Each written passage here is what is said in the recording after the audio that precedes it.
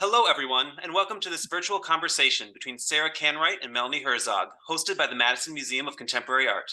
This conversation is brought to you in conjunction with the exhibition Christina Ramberg, Virtual Amnesia, on display in the museum's Henry Street Gallery through July 16th, 2023. Exhibitions in the Henry Street Gallery are generously funded through an endowment established by the Pleasant T. Rowland Foundation. Leading today's conversation is Melanie Herzog, Professor Emerita of Art History at Edgewood College, who has taught in the Department of African American Studies at the University of Wisconsin-Madison and the Department of Art History, Theory, and Criticism at the School of the Art Institute of Chicago. She holds an MFA in ceramics and a PhD in art history from the University of Wisconsin-Madison. With an emphasis on artist encounters across cultural and geographic borders, socially engaged artistic practice, and intersections of gender, race, ethnicity, and representation, she teaches, publishes, and lectures wildly on North American art and visual culture. She also recently curated the exhibitions William Kentridge, See for Yourself, and Objects of Substance, both at the Warehouse Art Museum in Milwaukee. Sarah Canright graduated from the School of the Art Institute of Chicago during the tumultuous 1960s. After graduation, she was fortunate enough to know and share a sensibility with her friends from art school, who became known collectively as the Chicago Imagists. The Hyde Park Art Center was the first public venue for many of these artists, following the groundbreaking Harry Hu exhibition that gave voice to a singular personal aesthetic. Sarah moved to Manhattan in 1972 with her husband, the artist Ed Flood, and was represented by Pam Adler Gallery in New York and the Phyllis Kine Gallery in Chicago in the ensuing years. She began teaching at UT Austin in the early 1980s, dividing her time between New York and Texas, before joining their art department full-time in the 1990s, retiring only last year. She's a visiting artist and instructor in numerous academic institutions, and her work can be found in many museums throughout the United States, including the Smithsonian American Art Museum, the Art Institute of Chicago, the Minneapolis Institute of Art, and, most importantly for this conversation, the collection of the Madison Museum of Contemporary Art, where her painting Shadow is featured in Christina Ramberg, Vertical Amnesia. Sarah and Melanie, thank you both for joining us here for this conversation. Thank you for the great introductions. Yes, thank you, Bob, for that wonderful introduction to both of us. I love that you said I lecture wildly. I'm going to remember that because I think I do.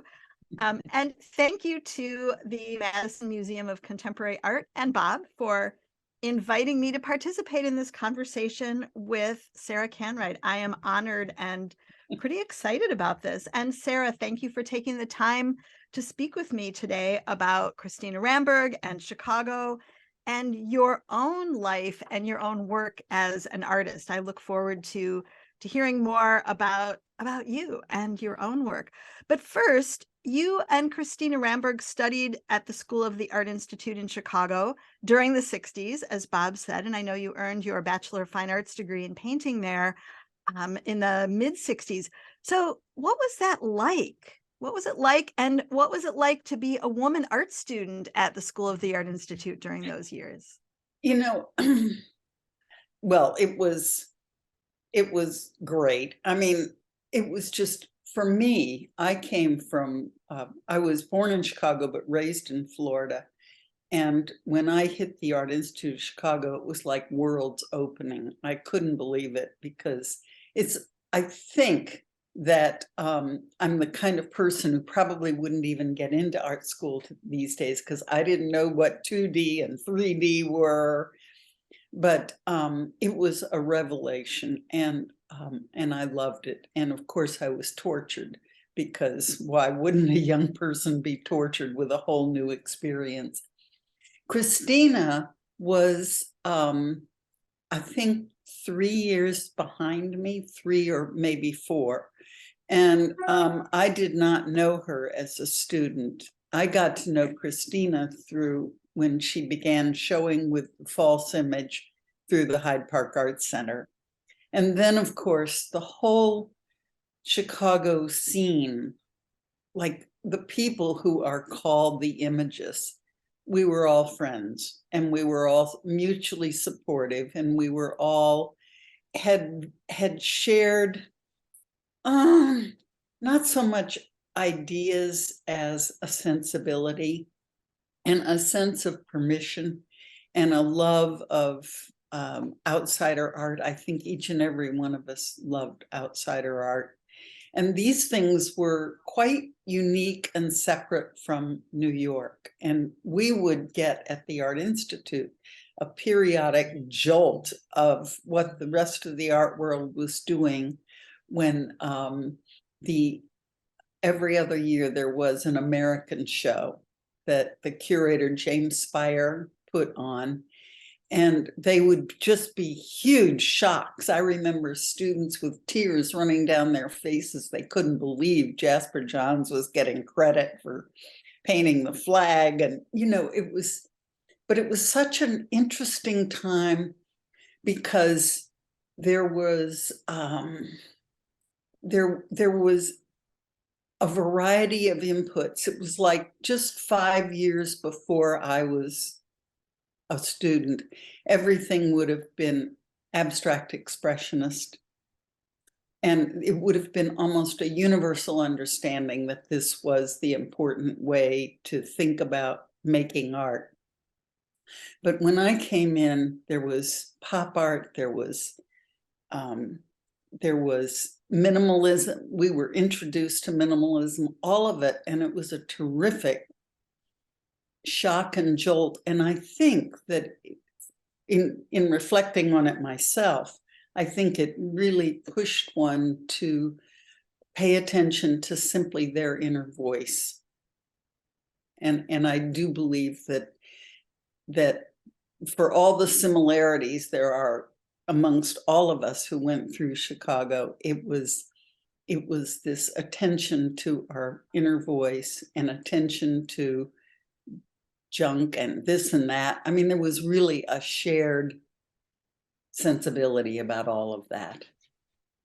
It sounds like such a wonderful time to be there and such a wonderful time to be an art student in Chicago at the Art Institute and thinking about, who was there teaching, who else was there studying, and what it would have been like to be able to go into the art museum if you wanted to do that, and then also to see what was going on in the contemporary scene during that time. It must have been fabulous. I'm really curious, what was it like to be a woman art student at the School of the Art Institute during those years? I want to talk a bit about the woman thing.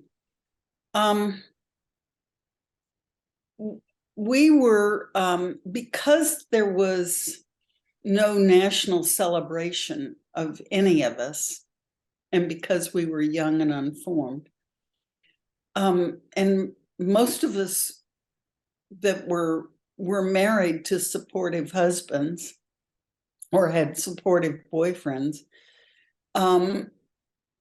there was something unique about the fact that at least as we became, as a student, yes, it was all very divided, and one could think that the best thing that might happen to you is that you'd marry a really successful guy. But that all dissipated rather quickly.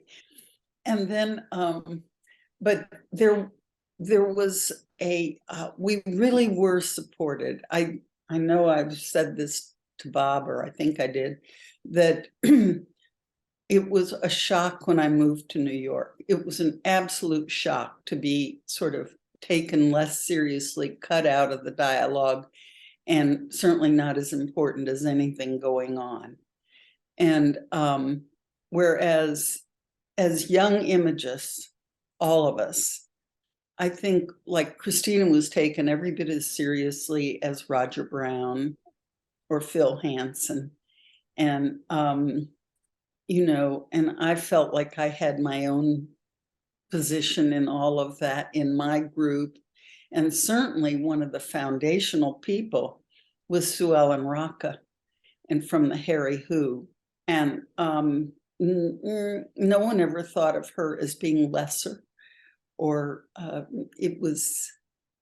there were distinctions that arose, but they tended to arise later when people were showing, and it came with who was making money from their work.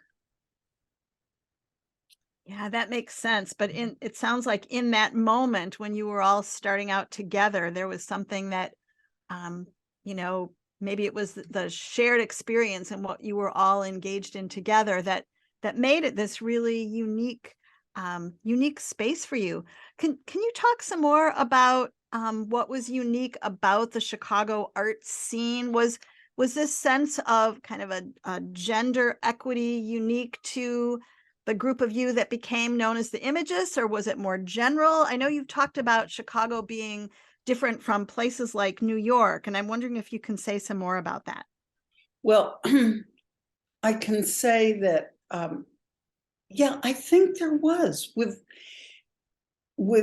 this particular moment, there was a form of gender equity. I mean, both Gladys and Sue Ellen were part of the Harry Who, and Sue Ellen was taken as somewhat foundational for things that followed later. She couldn't have been more important. And I'm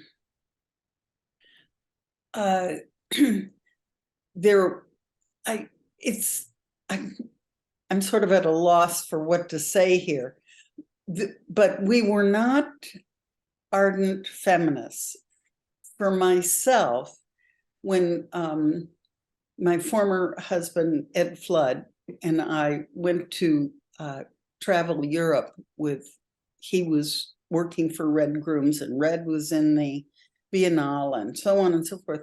And I do remember at the very end of our trip, thinking, I've seen what men can do. Now, my only chance of doing something interesting is to take a female point of view. And I'm sure Christina had something similar, although I don't know. I mean, we never had these discussions.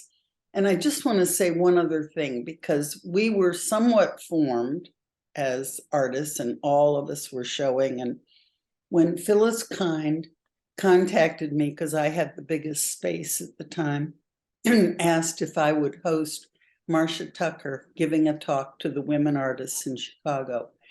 And there were about 20 or 25 of us that showed up.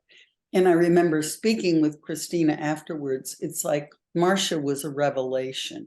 It really parted the curtains as far as many things were concerned. And I don't think we had thought of ourselves as being an underclass or disadvantaged. And we really weren't. I know Gladys Nielsen mentioned that when she and Jim moved to California, that she was not taken seriously out there. And so I honestly think that Chicago was unique in its gender equity at the time. But when Marcia came, which was probably 72, 71, 72, it was a revelation too. So that revelation, I know you were saying that you didn't identify as a feminist, but it sounds like, the women's liberation movement, which is, as I recall, right, what we called it back then, like, yeah, we did. None of us said, oh, we're second wave feminists, right? That wasn't the term. But, yeah, that's the term perhaps that people would recognize now for that moment that you're talking about, right? So thinking historically, right, the women's liberation movement, I'm wondering if you'd like to talk about how Marcia Tucker coming and talking and the women's liberation movement, which was certainly a big thing in Chicago, like how did that influence your work? I don't know if it influenced my work. I think what it did was put the seal of approval on. Okay. And I felt that way with everyone. And I do remember Christina and I having a visit after Marcia left, and just being, like the scales were removed. We could see clearly what was going on. But she was already formed in what she was doing in her work. And I was already formed in trying to construct an image that came from a female point of view. And I was obviously sympathetic to the feminists, but there wasn't this kind of rough edge joining groups. whatever, all of that was happening elsewhere. Yeah, and it's interesting to hear you talk about, already being formed as an artist and bringing that female point of view into your work. And certainly, Christina was doing that as well at that time. Perhaps the women's liberation movement also made it possible for those of us who were coming up, right? Because I was in the early 70s, I was in high school. So this was all kind of revelatory to me as well. And I think perhaps, it gave me a bigger context for being able to look at the work of people like you and Christina and Gladys Nilsson and Sue Ellen Rocco, right? All of these women who were in Chicago or connected with Chicago, and to be able to put a bigger frame around that work, perhaps, and to make sense of it when certainly our art history courses, the little bit that there was any of that in high school and then certainly in college, they weren't talking about women artists, right? We didn't learn about women artists. And I had come from Chicago when I went to go to college.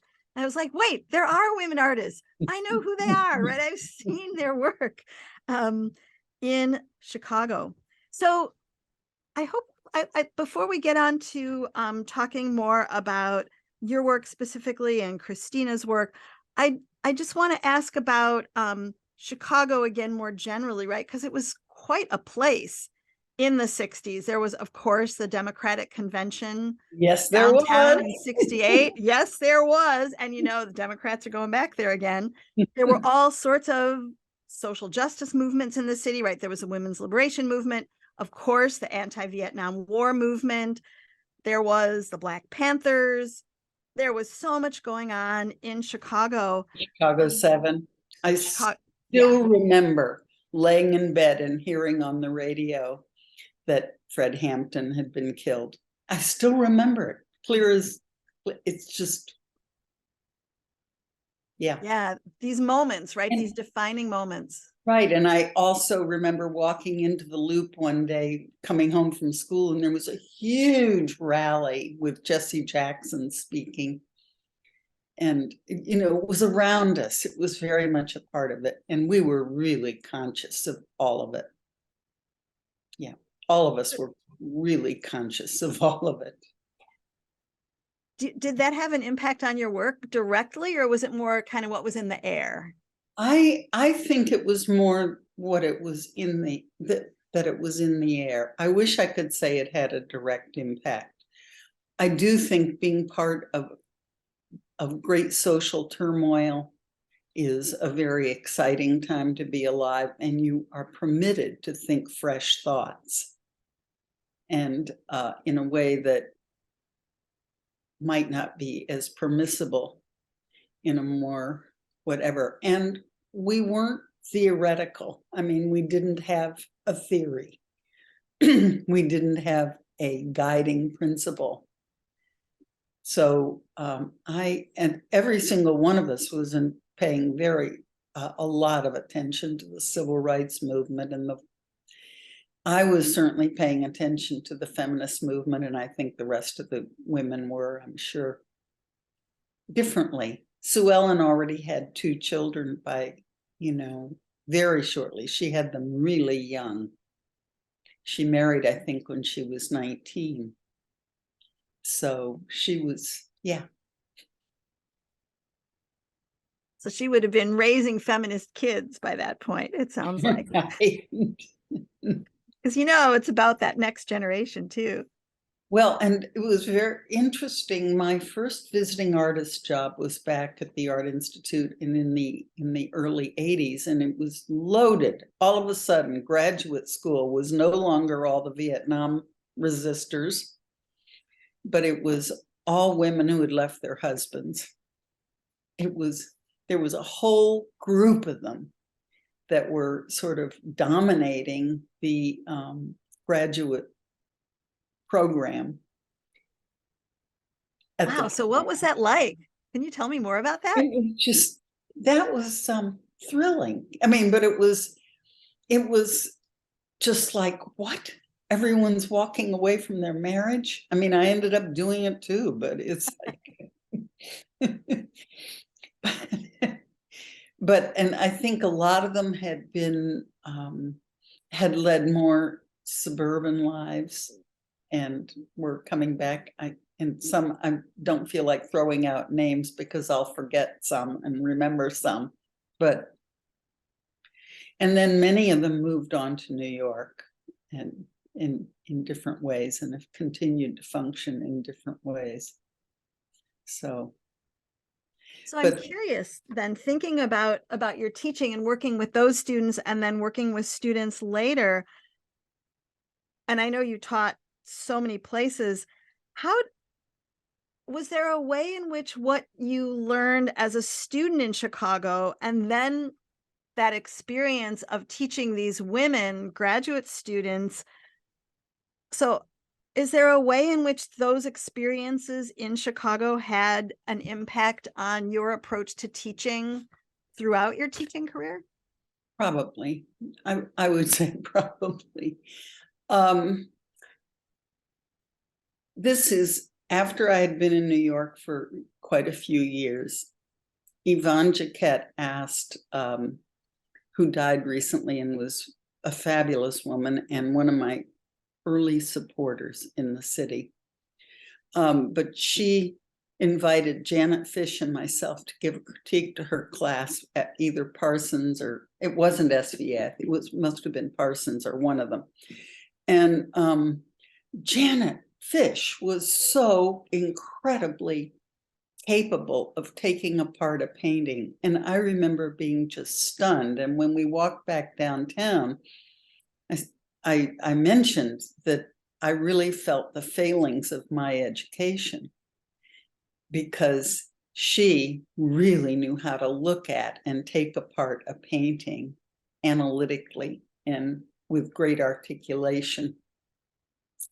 And she said she very much appreciated my sort of shoot from the hip style. But back to the women, there was about 15 years ago, I noticed a lot of young women who completely benefited from everything that was done and the various struggles, whatever, started talking about how much they disliked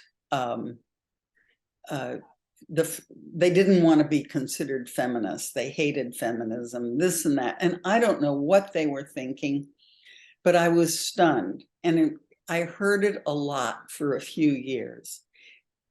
One of the advantages to teaching, as you well know, is that you do stay in touch with young people. And I know I used to ask students what their fathers did, and then you ask what their parents did. And it's just like watching the shift. And that's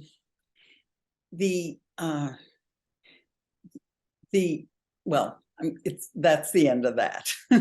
But it was the more recent students are no longer enraged with feminism. Some of them take feminist arguments to the table. But what I've noticed in the last 5 or 6 years is far more gender fluidity and it's really a radical shift. And it's interesting, just interesting. And I'm glad that I taught long enough to see that come in too. Yeah, I know. Well, and me too, for sure. And it's interesting, as I think about your work and as I think about Christina Ramberg's work and the references to the female body in both of your work, there's a sense of, the body as, kind of physically, biologically present, if you will.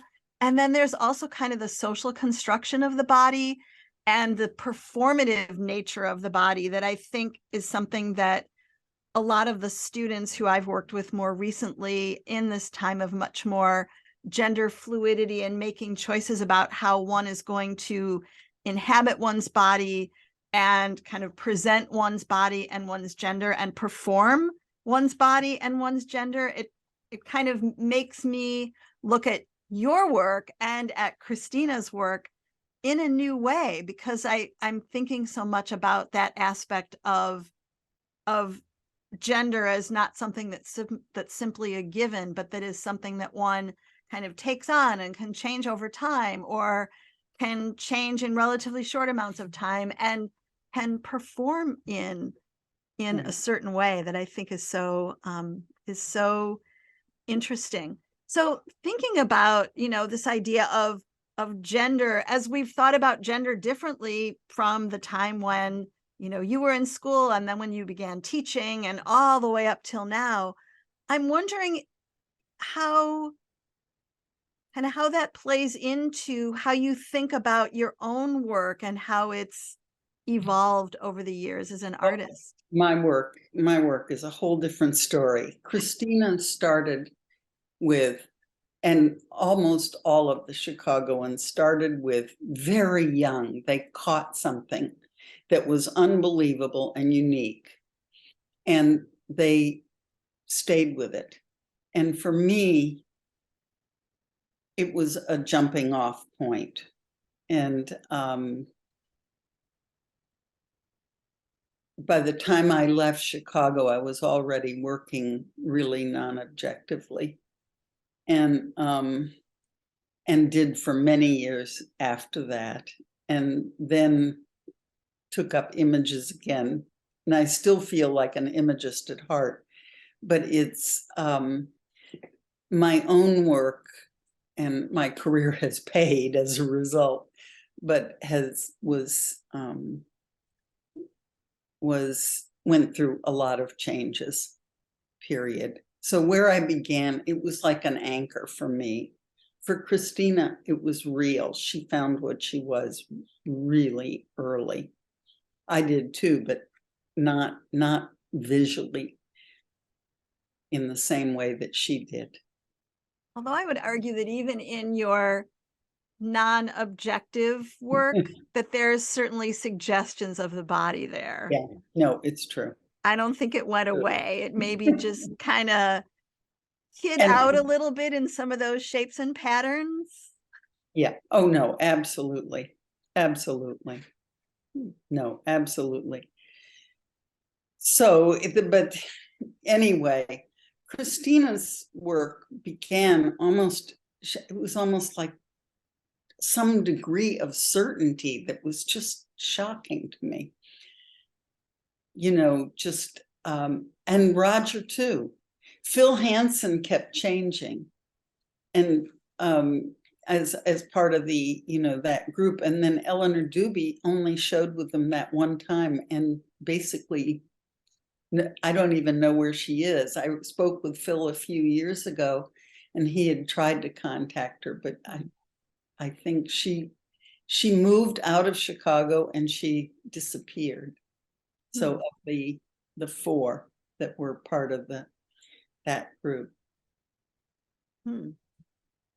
I'd love to hear about your friendship with Christina Ramberg. Can you talk about your friendship and maybe some memories of your friendship that stand out for you? Somehow going up to dinner at her place was always sort of a thrill. She and Phil lived in a different kind of place. We lived in something more central to Chicago, closer to the center, and ratty as all get out, but definitely closer to the center. And they lived in a pretty nice building with mahogany wall, frames for the windows and stuff like that were still intact. Very much a part of probably 20s Chicago apartment building. And Christina was a good cook, and we spent a lot of time laughing about things or talking about people like Mr. Yoakum. We didn't gossip much about our groups. There might be some like so-and-so's going to have a baby, but essentially the conversation tended to be pretty light. I remember Christina showing us, she had found Japanese comics with bondage and discipline and showing those. And it made perfect sense in relationship to her work. And also, just reading her biography, I was unaware that she had lived in Japan. And the work also made even more sense when I thought about that. It's like there's the commitment to precision and the commitment to a small scale was very much a part of an aesthetic that I think she learned there, and feeling that she did not have to deal with perspectival space, or I don't think she was at all interested in the spatial arguments that people were having at the time. But my memories of our visits were always reasonably lighthearted. I found here, and I'm going to send a picture of it to both of you, but a lovely picture of when we moved to New York. She and Phil and Barbara Rossi came and spent about a week with us. And we had a loft and an extra mattress. So it was those days. But anyway, I was just, it's sort of a heartbreaking picture, and they were using their time in New York well to run around, but it's a heartbreaking picture because everyone in there is gone but me. It's like, wow, I can't believe it. I do think that the Imagists seem to have been struck with some very bad fortune in terms of health. I can't think of a group that so many are disappeared from. And it's, yeah. Yeah, too many fabulous people who left this earth far too soon. Right. With plenty more to do if they had been able to stick around. A lot more to do. Yeah. Yeah. I mean, I think about that, and I really wonder what would Christina Ramberg be doing now, especially with these current conversations around gender and the fluidity of gender and the body, because her pieces are so much about the body and so much about the female body, and, use the term, discipline. And so many people have talked about her work in terms of, bondage and discipline. And I think about her work as well in terms of kind of what are the choices that women make in relation to their bodies and the shaping or reshaping of one's body. In what ways is her work perhaps adhering to certain ideas about the body, and in some ways subverting those ideas about the body and subverting those normative standards of beauty that in some ways her work, some of the ways in which she represents the shaped and modified body takes those normative standards to extremes that really call them into question. So I really wonder what she would be doing now. But as I think about her work, and as I think about the exhibition that's on view right now at the Madison Museum of Contemporary Art, I'm wondering if you can talk some more about her work and her representation of the body, and maybe how some of the feminist ideas about the body and about identity that we were talking about earlier came into play in her work.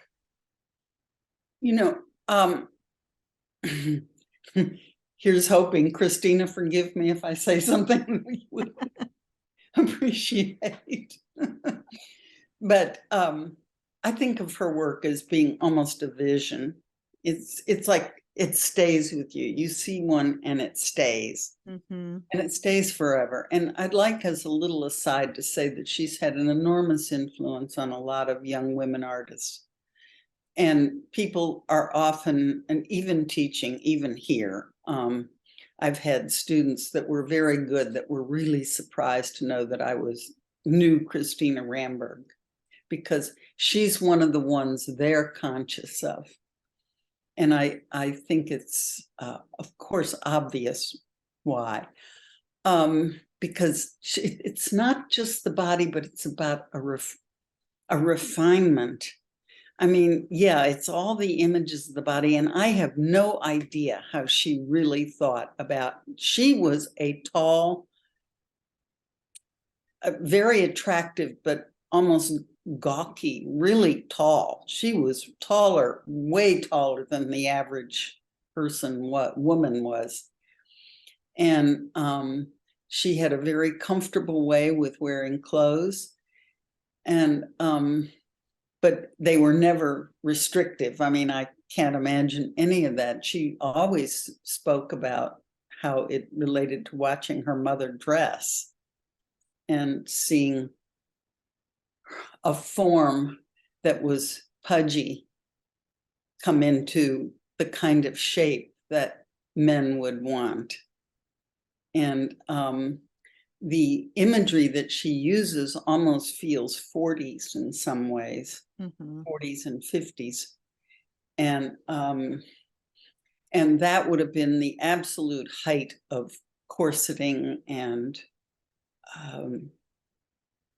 push-up. Well, they do it now differently, but push-ups and corsets and cinches and Merry Widows and the whole 9 yards. They were still around. I don't think Christina ever wore one, but they were still around at that time. And she certainly referred to watching her mother dress as being a major kind of impulse behind the work.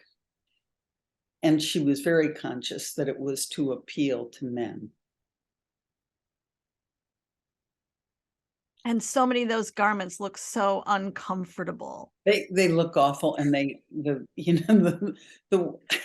I remember when I got married, my grandmother was a big woman, and I tried on her wedding dress, and it was an 18-inch waist. And I thought, oh my God, you'd have to have a rib removed. And I had a small waist. It was just sort of unbelievable. Yeah, So, or if you didn't remove it, you'd have to push it up out of the way somewhere, just kind of hide it, tuck it away so that you could wear those kinds of garments. And and thinking about what that does to the body. And, that's why I think about her work in terms of, recognizing that was, almost this performance that her mother and so many women went through.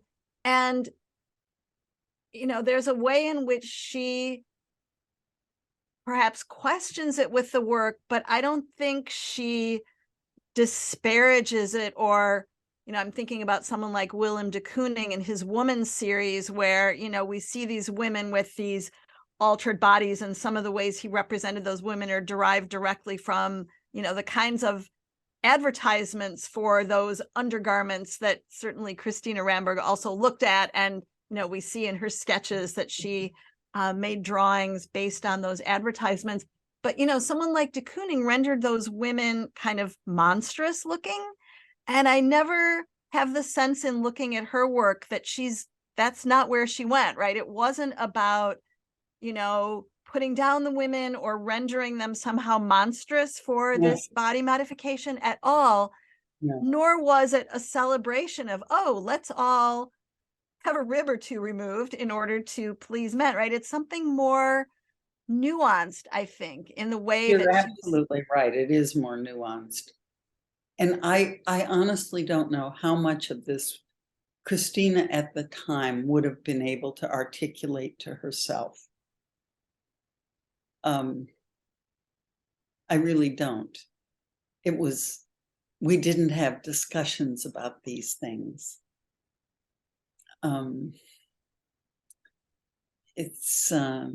Yeah, I don't know. I do think that Jim Nutt was probably the most conscious person of the entire group, of what he had done and what the implications were. I think other people, Sue Ellen did something quite radical with all the girly images and Nancy and everything that was really a part of our lives. So it was think all of the females in Chicago were very conscious of being female and trying to come from that position. I don't think there was a bone of ridicule. And I don't think there was accusation either. And Christina's work is profoundly still.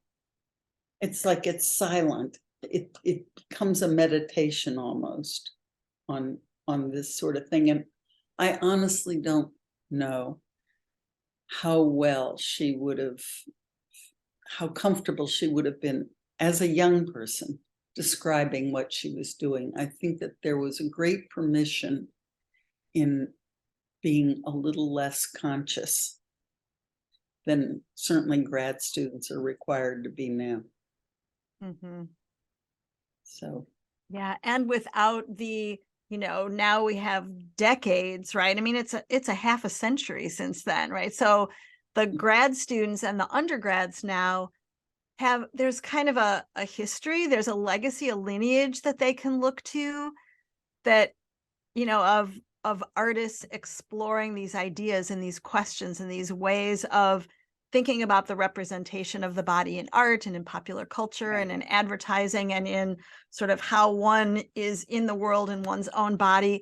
None of those conversations had happened. You all didn't have that kind of lineage to draw upon. You were the foremothers. You started it.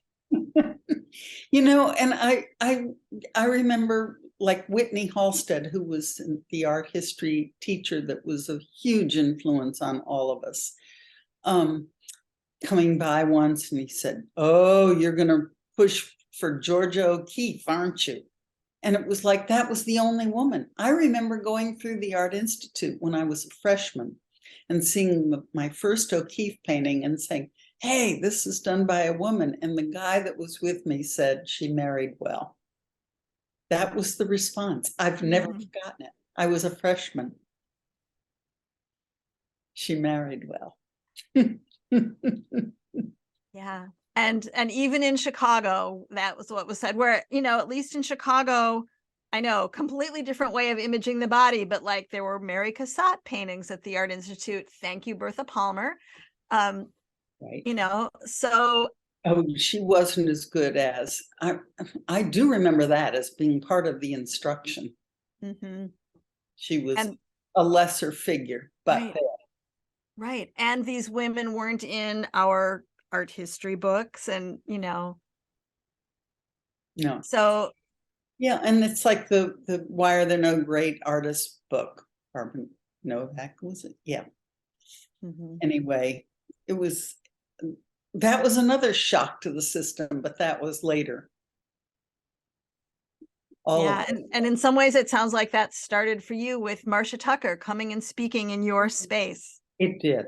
It really started with Marcia, and she deserves enormous credit for bringing us all to a kind of consciousness about these things. Miyoko Ito was there too at the time. At that meeting. Yeah. Wow, what a moment. It really was. Yeah, everyone. See, Jim and Gladys were in Sacramento at the time. So, and I actually never got to know them well, because by the time I came onto the scene, Jim and Gladys had gone to Sacramento, and we left around the time they came back to Chicago. So personally, they were the ones that were not necessarily a part of the hanging out crowd. Okay. So what would you like to talk about that I haven't asked you? I think your questions have been extraordinarily good. Thank you. I can't think of a single thing. I'm sure I will when we get off. Of course. That's the way it always is with anything that's reasonably public. But those were really special days. I didn't treasure it the way I should have, because it's your reality. But there is something else I want to say about that moment. there were collectors that took us seriously, and there were great surrealist collections in town. The longtime collectors of Chicago, some of the best surrealist collections in the world are there. And we would be invited as young, interesting people. We would be invited to dinner parties at their homes, especially the home of Ruth Harwich. And those were always fabulous events. They were wildly generous in retrospect. And again, that was another shock in moving to New York, was all of a sudden there was no complete stratification. I mean, it was like we were part of a world that included some very wealthy collectors that were older than us and a few other people, and Dennis Adrian, who was a terrific voice for the Imagists, and Whitney Halstead and Ray Yoshida. So it was a very whatever, but I do think it's important to realize that we were invited to every home with major for dinner parties, this and that. I mean, it was not an everyday occasion, but it happened with ease and with familiarity and with comfort. And I do think that's truly unique to that moment in time. Was the Hyde Park Art Center, when Don Baum was there, was that part of that kind of? Oh, absolutely. And Ruth Harwich, who lived in Hyde Park, and had a major collection, and bought many of our works too. She has since left this planet, and I have no idea what happened, nor do Corbett Dempsey know what happened to the collection, because she had 4 children. So we don't know. But anyway, she was one of the people who was funding the Hyde Park Art Center. So she had a very staked interest in it, and it was through her that there were other collectors that we got to know, several of us. So yeah, it was, again, part of a world and a moment in time that's really quite unique. And in one in which the young women were able to flourish and felt supported by their husbands, friends, each other. And honestly, there wasn't that much vicious competitiveness either, especially since the stakes were low originally. They were really low. There was not buckets of money waiting around the corner. Nobody was going to sell anything for $75,000, or, you'd be lucky if you sold anything. And if you did, it would be to Ruth or a few people that were collecting at the time. So. Well, Sarah Canright, thank you so much for sharing so many of your memories with us and your thoughts about this period of time and about everything that came after, and your memories of Christina Ramberg and all of your friends in this amazing circle of artists, and your own fabulous self as an artist and an educator and a human being. I'm really grateful that you took this time to have this conversation with me today. Well, I'm delighted to have been invited, and it was a delight to spend yesterday afternoon just looking at Christina's images again and being reminded of how extraordinary and singular she was from the beginning. From the very beginning, it got more ornate, but from the beginning. Okay, lovely meeting you. Okay, thank you. Great. Thank you, Melanie. Thank you, Sarah, for a fantastic conversation. You can follow the museum's social media at MMoCA.org for other upcoming events and programs about the museum and about the Christina Ramberg exhibition, which will be on display until July 16th, 2023. Thank you for watching.